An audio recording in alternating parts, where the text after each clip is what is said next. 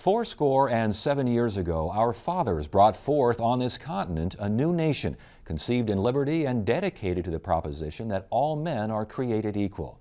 Now we are engaged in a great civil war, testing whether that nation or any nation so conceived and so dedicated can long endure. We are met on a great battlefield of that war. We have come to dedicate a portion of that field as a final resting place for those who here gave their lives that that nation might live.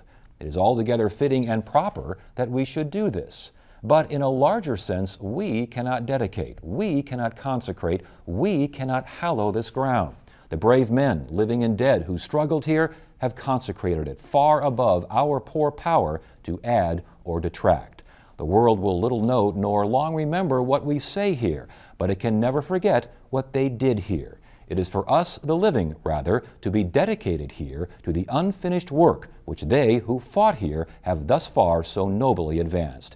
It is rather for us to be here dedicated to the great task remaining before us, that from these honored dead we take increased devotion to that cause for which they here gave the last full measure of devotion, that we here highly resolve that these dead shall not have died in vain, that this nation under God shall have a new birth of freedom, and that government of the people, by the people, for the people, shall not perish from the earth.